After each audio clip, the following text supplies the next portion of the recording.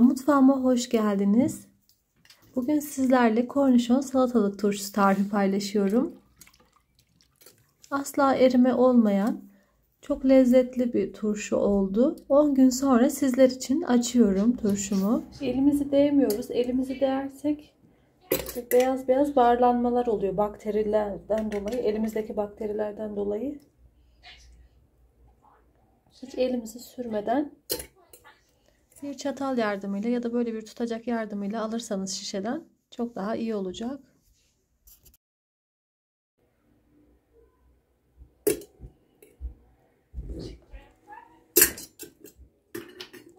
Özür dileyerek sizlere nasıl kütür kütür bir turşu olduğunu göstermek istiyorum.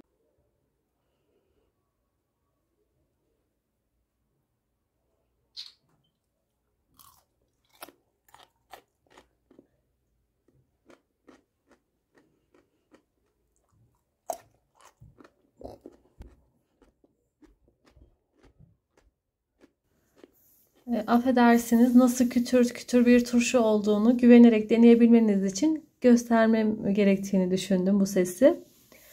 Hemen nasıl yaptım? Turşumun yapılışına geçiyorum.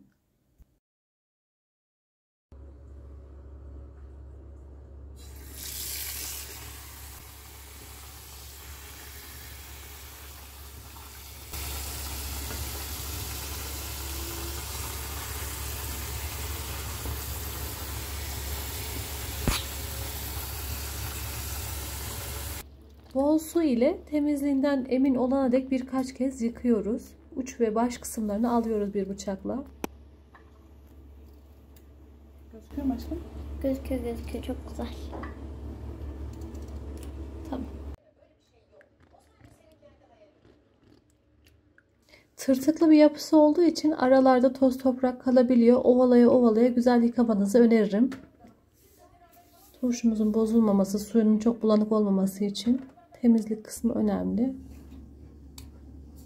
Sarımsaklarına geçtim. Sarımsaklarını bir saat kadar önceden ılık suda ısladım. Bir baş ya da 2 baş sarımsak miktarı size kalmış. Ben büyük bir baş kullandım. Onu da güzel soyuyorum ve hazır ediyorum.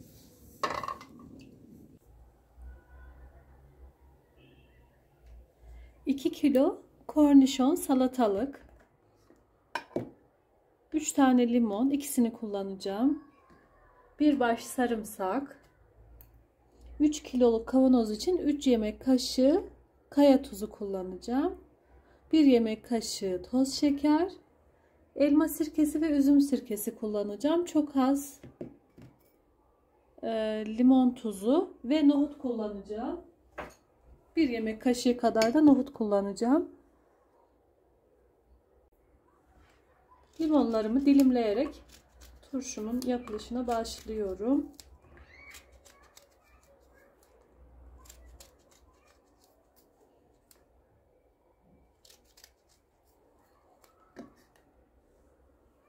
Sarımsaklarımı böleceğim 2'ye 3'e. Buranın yarısını kullansam yeterli olacak. Şöyle 2'ye 3'e bölüyorum.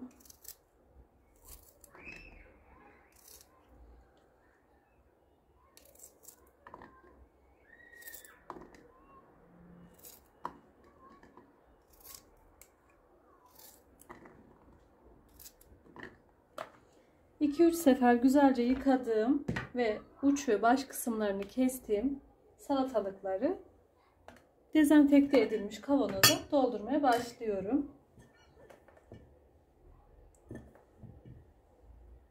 Ama öncesinde şöyle 1 yemek kaşığı kadar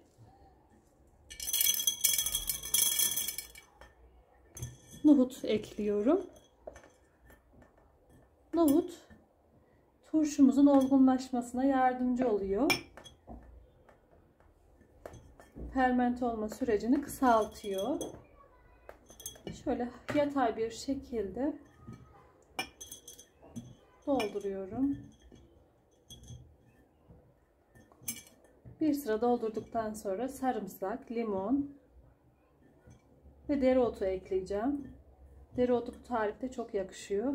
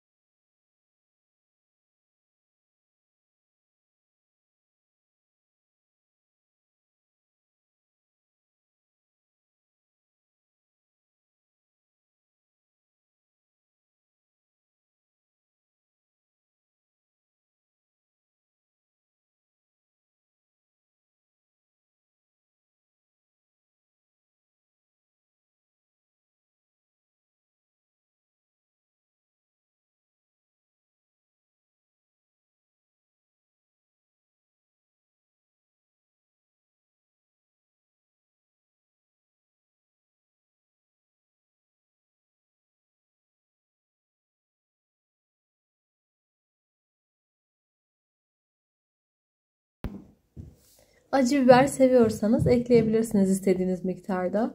Dereotu isteğe bağlıdır. Limon çok yakışıyor ama tercih etmek isterseniz öneririm. Limon tuzu yerine limon çok daha lezzetli ve sağlıklı oluyor. İkinci sırayı da diziyorum.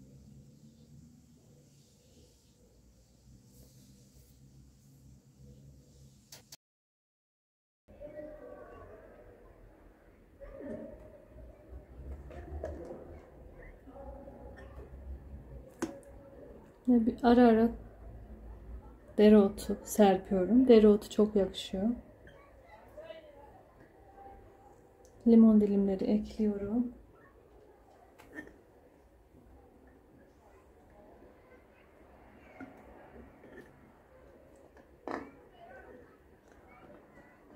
Sarımsağı çok fazla eklemenize gerek yok. Bir baş yeterli olacak.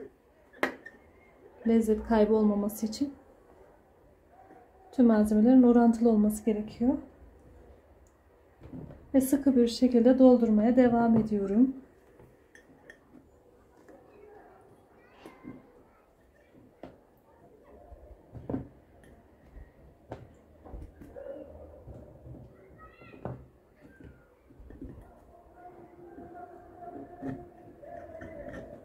Gerekirse böyle biraz elinizle bastırabilirsiniz.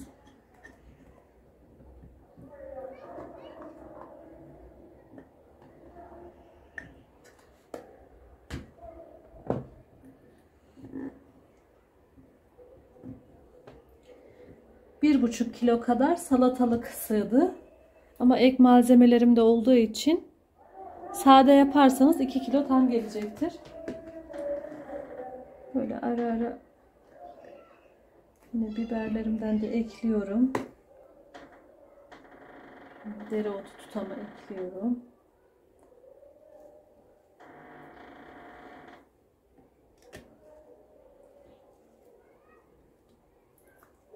Limon hem çok güzel bir aroma veriyor hem de lezzet veriyor.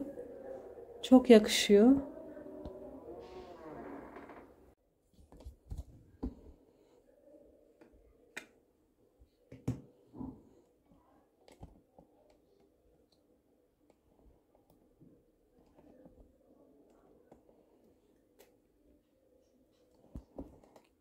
Üç kilo için 3 yemek kaşığı kaya tuzu ekliyorum.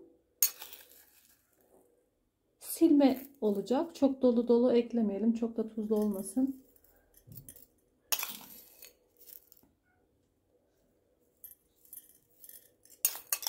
Ama eksik de olmaması gerekiyor. Her bir kilo için 1 yemek kaşığı ekliyorum. 1 yemek kaşığı da toz şeker ekliyorum. Toz şeker de hem lezzet veriyor hem de yine asiti dengeliyor. Çok az. Şöyle 2-3 tane de limon tuzu ekliyorum.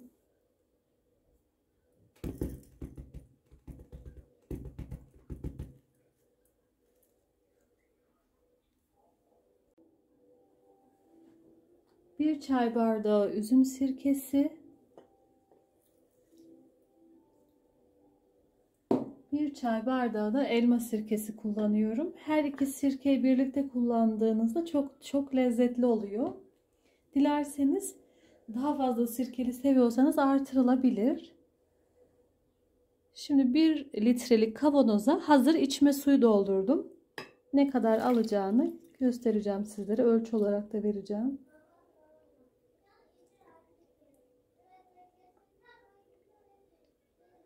Tam 1 litre su aldı. Tam olarak 1 litre su.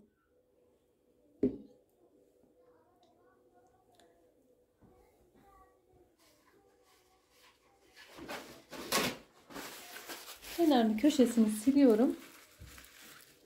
Gerekirse üzerine maydanoz veya dereotuyla şöyle hava almasını engellemek hem de lezzet vermesi için biraz daha eklenebilir.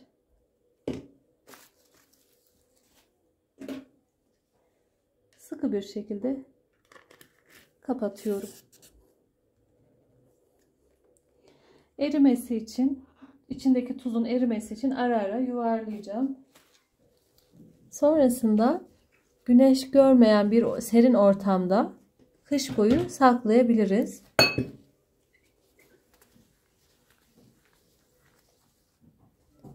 Soğuk suyla yaptığım için 15-20 günde olgunlaşacak. Sıcak suyla da dilerseniz yapabilirsiniz. Sıcak suyla raf ömrü biraz daha uzun oluyor ama soğuk suyla çok daha lezzetli oluyor. Turşuyu yeni yaptığım için 2 hafta önceki turşumu sizler için açtım ve dilimliyorum. Bu yaz turşusuydu. 2-3 ay dayanan, çabuk açıp tüketilen, sıcak suyla yaptığım bir turşuydu. Ama kornişon turşumu daha uzun süre saklayabileceğim, kış boyu saklayabileceğim. Hem soğuk suyla kurdum, hem de salatalık daha dayanıklı olduğu için kornişon tipi daha uzun süre muhafaza edebileceğiz. Bu yaz turşumdan bir örnekti sizler için.